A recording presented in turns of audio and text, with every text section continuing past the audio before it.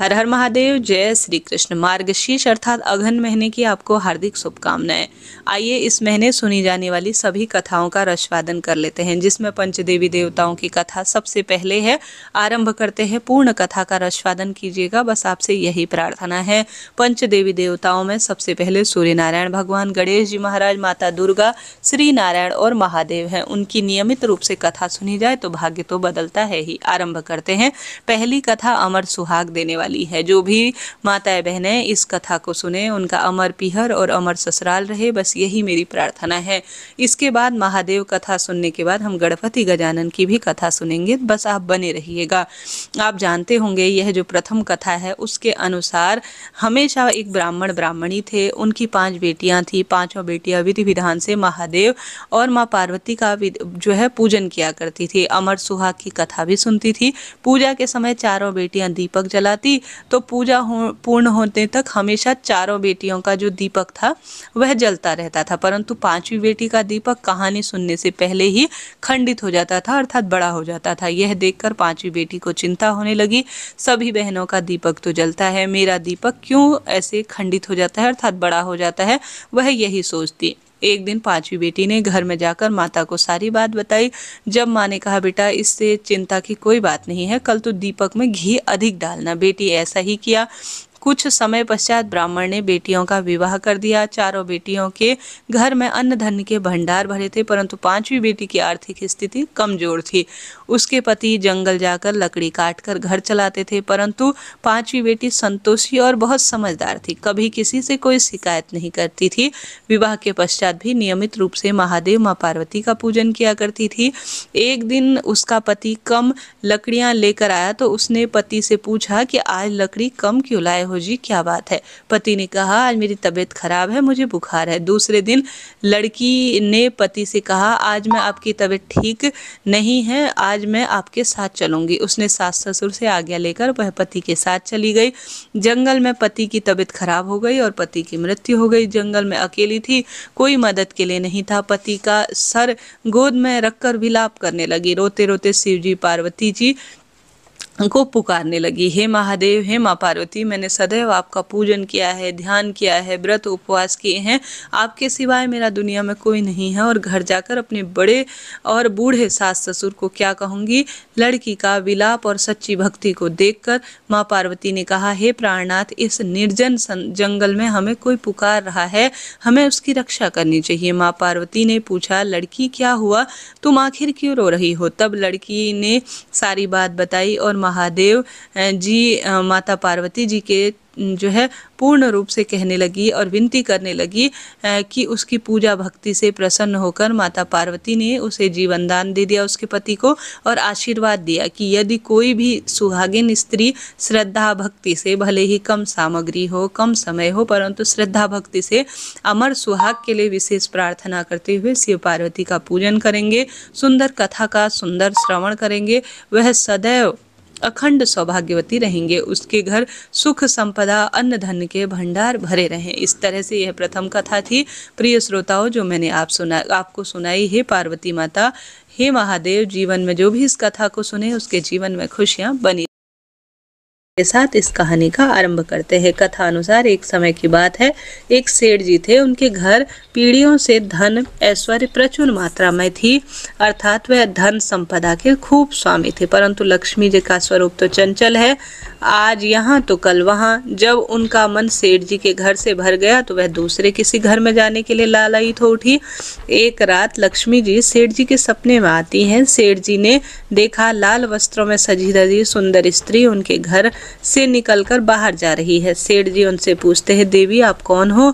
मेरे घर में आप कब आई और अब हमारा घर छोड़कर कहाँ जा रही हो? मेरे घर आप कब आई और हमारा घर जो है किस स्वरूप में आप इस तरह से जाने का क्यों प्रयत्न कर रही हो? माता बोली, मैं तुम्हारे घर की वैभव लक्ष्मी हूँ। कई पीढ़ियों से मैं तुम्हारे घर में निवास कर रही थी, परंतु अब मेरा मन यहाँ उब चुका है। अब मेरा यहाँ समय समाप्त हो गया है, इसलिए मैं यह घर छोड़कर जा रही हूँ। परंतु मैं तुम पर अत्यंत प्रसन्न हूँ, क्योंकि मैं जितने समय तुम्हारे पास रही तुमने सदा मेरा सदुपयोग किया, संतों के घर में आमंत्रित किया, उनकी सेवा की, गरीबों को भोजन कराया, धर्मात्म हेतु कुएं बनवाए, गौशाला वह प्याऊ बनाकर कुंवारी लड़कियों के तुमने विवाह करवाए और तुम कथा भागवत भी साथ साथ करवाते रहे, साथ ही अतिथियों का आदर सत्कार भी करते रहे, इसलिए मैं तुमसे खूब प्रसन्न हूँ। अब जाते समय मैं तुम्हें वरदान देती हूँ, तुम जो चाहो मुझसे मांग लो। अब सेठ जी सोचते रह गए कि मैं अकेला क्या वरदान मांगू, मेरी 4 बहुएं हैं, मैं उनसे पूछकर वरदान मांग लेता हूँ।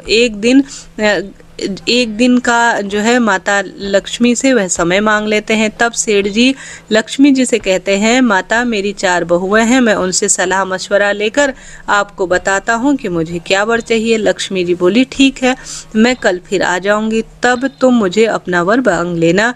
ऐसा कहकर माता अंतर्ध्यान हो गई। अब सेठ जी सुबह उठते ही 4 बहुओं को बुलाया और सपने के बारे में बताया और उनसे सलाह मांगी। सेठ जी की सबसे बड़ी बहू बोली, आप माता जी से सारा गोदाम अनाज से भरवा लो ताकि हमें खाने की कमी ना हो।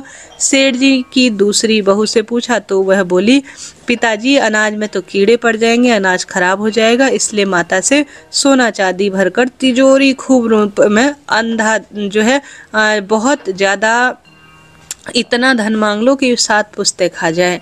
सेठ जी सोच में पड़ गए। अब तीसरी बहू से पूछा, पिताजी आप तो हम चारों के लिए धन से भरे हुए 4 महल मांग लो, खूब पैसा ही पैसा होगा, आने वाली पीढ़ी के पास भी कमी नहीं होगी। सेठ जी सोच में पड़ गए।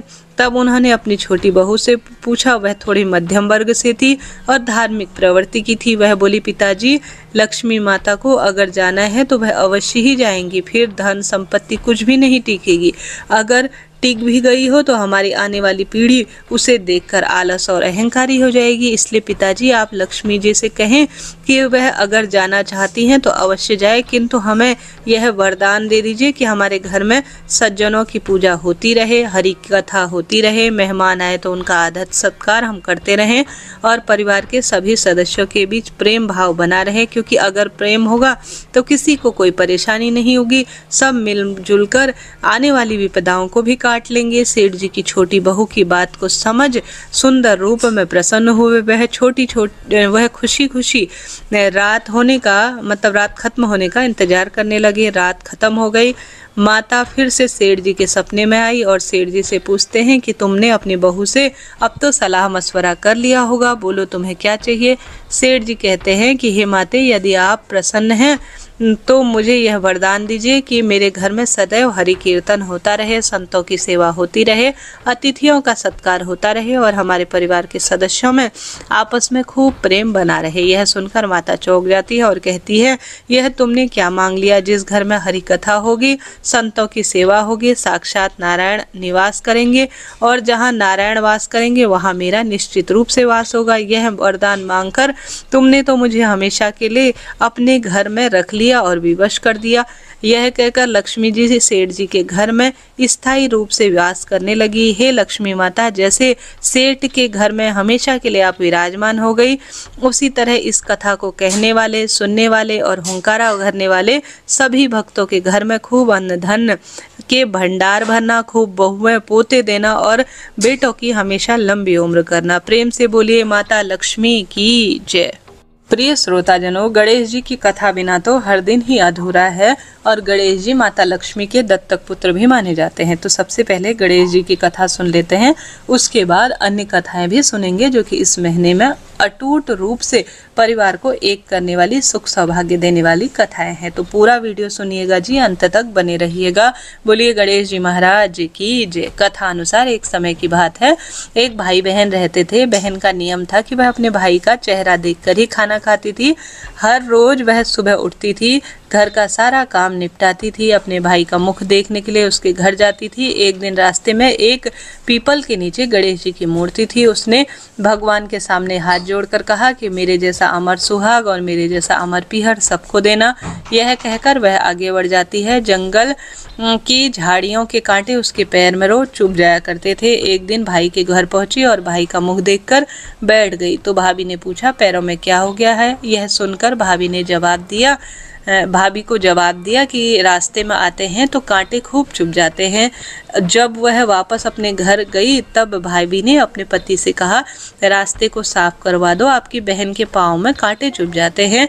भाई ने तब कुल्हाड़ी लेकर सारी झाड़ियों को काटकर रास्ता साफ करवा दिया, जिससे कि गणेश जी भी उस स्थान से हट गए। यह देखकर भगवान गुस्सा हो गए और उनके भाई के प्राण हर लिए। लोग अंतिम संस्कार के लिए ले जाने लगे। तब भाभी रोते हुए कहती है, थोड़ी देर रुक जाओ, उनकी बहन आती होगी। जब बहन भाई का मुख देख लेगी तभी वह भोजन करती है, उसका यही नियम है। तब लोग कहने लगे, आज तो देख लेगी, कल क्या करेगी। रोज अपने भाई को मुख देखने के लिए वह जंगल से बहन आई तो रास्ते में देखती है पूरा रास्ता साफ है, सिद्धि विनायक गणेश जी अपने स्थान से हटे हुए हैं। तब उसे जाने से पहले गणेश जी को अच्छे स्थान पर स्थापित किया जहां वह पहले से स्थापित थे। भूल चूक के लिए क्षमा प्रार्थी हुई और कहने लगी, मेरे जैसा अमर सुहाग और मेरे जैसा अमर पीहर सबको देना। ऐसा बोलकर प्रार्थना कर कर आगे निकल गई। भगवान तब सोचने लगे, अगर इसकी नहीं सुने तो हमें कौन मानेगा, भला हमें कौन पूजेगा। तब सिद्धि विनायक जी ने उसे आवाज दी, बेटी इस खेजड़ी की 7 पत्तियां ले जा और उसे कच्चे दूध में घोलकर अपने भाई के ऊपर छींटा दे देना। वह पीछे मुड़कर देखती है तो कोई भी नहीं था। फिर वह सोचने लगी कि ठीक है, जैसा सुना है वैसा कर लेती हूँ। फिर वह 7 खेजड़ी की पत्ती लेकर अपने भाई के घर पहुंची। वहां देखती है कई लोग बैठे हैं, भाभी रो रही है, भाई मृत पड़ा है। तब उसने पत्तियों को बताए हुए नियम के तहत भाई के ऊपर इस्तेमाल किया। तब भाई उठकर बैठ गया। भाई बोला, बहन आज तो खूब नींद आई है। तब बहन बोली, ऐसी नींद किसी दुश्मन को भी ना आए, और उसने सारी बात अपने भाई को बता दी। तो मान्यता है कि जो भी गणेश जी की इस कथा को सुनता है, हुंकारे भरता है, गणेश जी का वंदन करता है, निश्चित रूप से उसकी कथा सुंदर रूप में गणेश जी महाराज सुनते हैं और अन्न धन के भंडार भरते हैं। अब आगे बढ़ते हैं अन्य कथाओं की तरफ। अब अघन महीने में सुनी जाने वाली कृष्ण भगवान की कथा का भी आइए रसवादन कर लेते हैं। यह द्वापर युग की कथा है। भगवान श्री कृष्ण लीला कर रहे थे। गोकुल में एक मोर रहता था।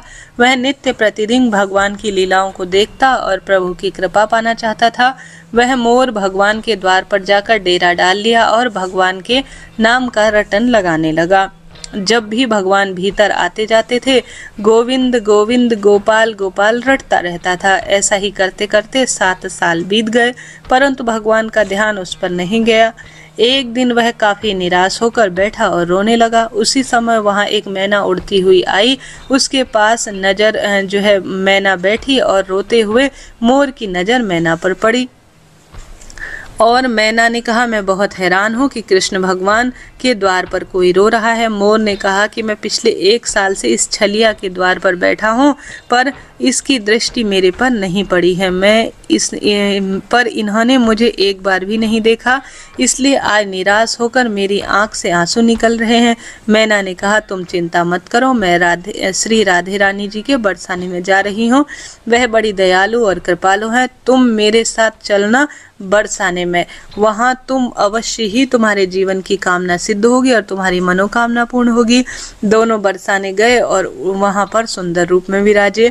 राधा रानी के द्वार पहुंचते ही मैना ने राधे राधे बोलना शुरू कर दिया, परंतु मोर वह तो राधा रानी के द्वार पर भी पहुंचकर अपने प्रिय को नहीं भूला और वहां भी वह गोविंद गोविंद कृष्णा कृष्णा कहकर मुख से संबोधित कर रहा था। तभी राधा रानी दौड़ कर आई और मोर को अपने हृदय से लगा लिया और पूछा, हे मोर, तू कहाँ रहने के लिए आया है?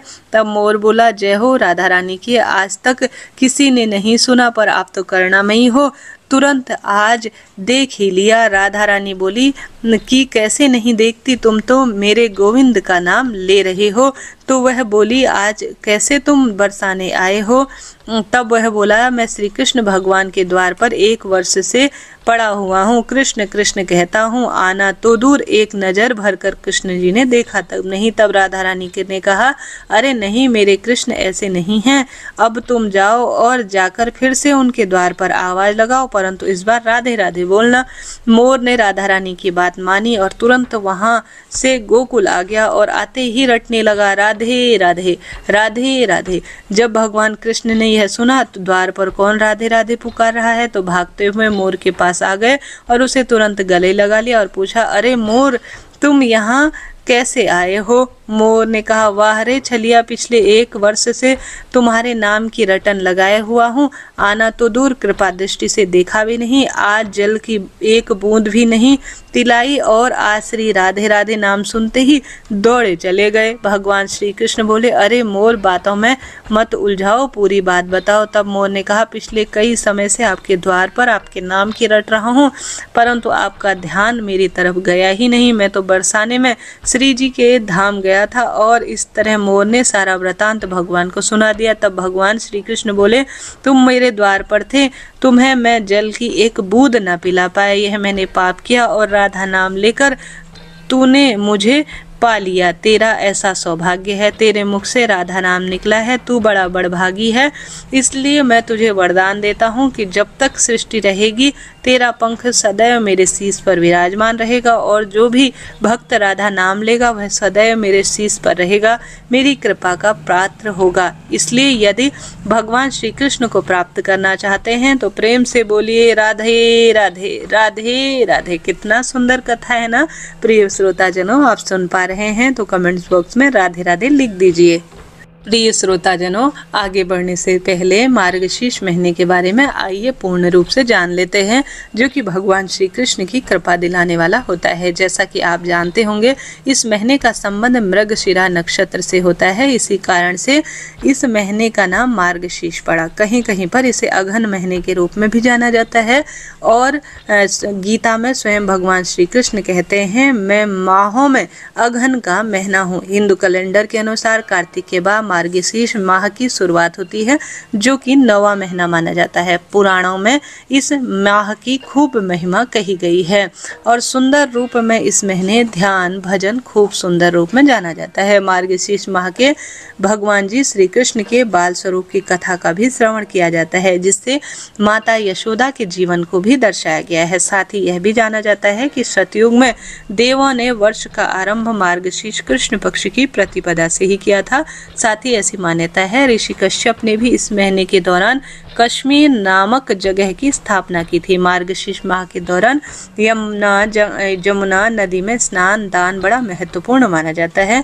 मार्गशीर्ष महीने के दौरान यमुना नदी में स्नान करने से भगवान स्वतः ही प्राप्त हो जाते हैं, ऐसा भी वर्णन है। अतः जो लोग भगवान का आशीर्वाद चाहते हैं, हर संकट से छुटकारा चाहते हैं, उन्हें मार्गशीर्ष महीने में कम से एक बार यमुना नदी का दर्शन और स्नान जरूर करना चाहिए। ऐसा करना संभव नहीं है तो घर पर ही गंगा जमुना का पवित्र जल लेकर स्नान जरूर करें। मार्गशीर्ष महीने में कीर्तन करने से, शास्त्रों का पाठ करने से अमोघ फल मिलता है, ऐसा शास्त्र में वर्णित है।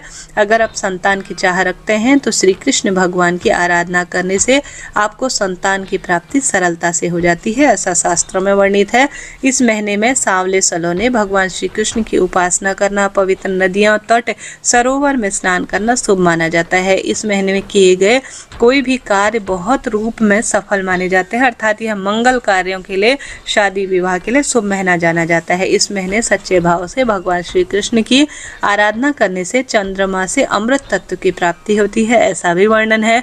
इस महीने कृष्ण मंत्रों, आरती, चालीसा, श्लोक, स्तुति आदि का पाठ करना फलदायक होता है। इस महीने गौ सेवा अवश्य करनी चाहिए। गौ की सेवा, उनकी उचित देखभाल करने से भगवान श्री कृष्ण प्रसन्न होते हैं।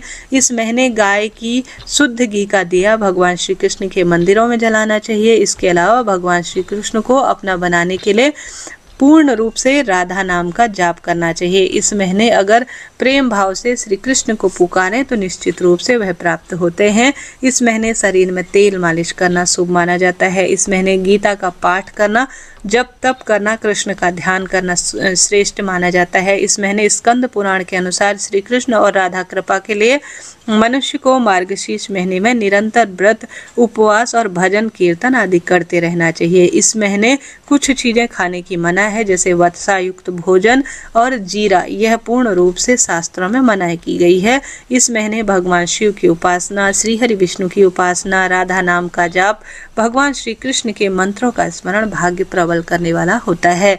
इस तरह से शास्त्रों में इस महीने की महत्वता कही गई है। प्रिय श्रोताजनों, इसके साथ साथ इस महीने कई तरह की सुंदर कथाओं का वर्णन मिलता है। आपको आनंद आ रहा हो तो कमेंट्स बॉक्स में राधे राधे जरूर लिखिएगा। अब एक और सुंदर कथा सुन लेते हैं जो कि माँ अन्नपूर्णा से जो जानी जाती है। बोलिए अन्नपूर्णा माता की जय। जैसे कि मार्गशीर्ष महीने में अन्नपूर्णा माता के व्रत भी किए जाते हैं, तो जरूर सुन लीजिए इस कथा को। कथा अनुसार एक समय पृथ्वी लोक पर जल और अन्न सब कुछ समाप्त हो गया था। सभी प्राणी अन्न और जल न मिलने के कारण मृत्यु को प्राप्त होने लग गए थे। इसलिए बाद में पृथ्वी पर लोग ब्रह्मा जी और विष्णु जी की आराधना करने लगे। ऋषियों ने ब्रह्मलोक और बैकुंठ जाकर इस समस्या का हल निकालने के लिए ब्रह्मा जी और विष्णु जी से कहा, जिसके बाद ब्रह्मा जी और विष्णु जी सभी कैलाश पर्वत पर पहुंचे। तभी भगवान शिव से प्रार्थना करने लगे, प्रभु पृथ्वी पर संकट आग लगा है, इसलिए अपना ध्यान तोड़िए, जागृत अवस्था में आइए। तब शिव जी ने आंख खोलकर सभी के आने का कारण पूछा। तभी सभी ने बताया कि पृथ्वी लोक पर अन्न और जल की कमी हो गई है। तब भगवान शिव ने उन्हें आश्वासन दिया कि आप धीरज रखिए। इसके बाद भगवान शिव और माता पार्वती पृथ्वी पर भ्रमण को निकले। इसके बाद माता पार्वती ने अन्नपूर्णा का रूप धारण किया, भगवान शिव ने भिक्षुक का रूप धारण किया। इसके बाद भगवान शिव ने भिक्षा लेकर सभी पृथ्वी वासियों में भोजन वितरित किया, जिसके बाद पृथ्वी पर अन्न और जल की कभी कमी नहीं हुई और सभी ने अन्नपूर्णा माता की स्तुति की। अन्नपूर्णा माता आप सभी के भक्तों पर अन्न धन के भंडार भरे, यही प्रार्थना कहते हैं। कहानी अधूरी हो तो उसे पूरी करना, पूरी हो तो मान रखना। प्रेम से बोलिए अन्नपूर्णा माता की जय। इसके साथ ही प्रिय श्रोताजनों, अन्य कथाएं भी कही जाती हैं। आइए उन कथाओं का श्रवण कर लेते हैं। यह कथा धर्मराज जी की है, जिसे सुनने मात्र से सब कामना सिद्ध हो जाती है। बोलिए धर्मराज जी की जय। बहुत पुरानी बात है। एक गांव में दो सेठानियां रहती थी। बड़ी सेठानी के पास बहुत सारा धन था, लेकिन स्वभाव बड़ा कंजूस था। वह घमंडी थी। लेकिन छोटी जेठानी के घर में धन कम था, लेकिन सरल स्वभाव की थी, सबकी मदद भी करती थी। साथ ही धर्म कर्म के काम कर कर लोगों की मदद करके समय व्यतीत करती थी। हर रोज सुबह स्नान के बाद तुलसी पीपल सींचती, भगवान के मंदिर जाकर पूजा पाठ करती और वहीं धर्मराज जी की कहानी का नियम भी लिया करती थी।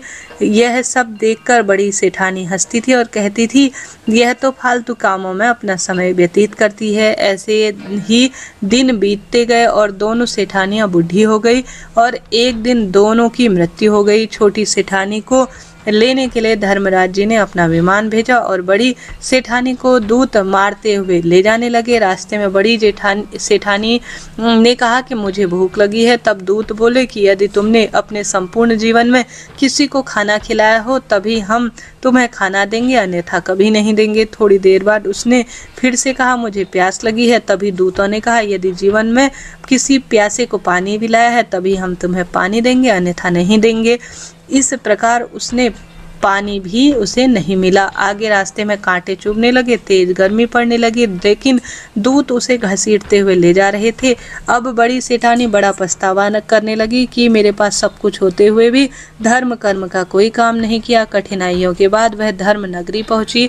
वहां जाकर उसने देखा छोटी सेठानी सोने के सिंहासन पर बैठी है और उसके पास तरह तरह के व्यंजन है और 4 दासियां चवर ढुला रही हैं। छोटी सेठानी के ठाट बाट देखकर बड़ी सेठानी बड़ी पछताई और बोलने लगी, प्रभु मुझे 1.25 पहर का समय दे दीजिए, मैं वापस अपना दंड भोग लूंगी। बड़ी सेठानी के बार बार आग्रह करने पर धर्मराज जी बोले, ठीक है। बड़ी सेठानी के शरीर में वापस प्राण डाल दिए, वह धरती पर आ गई।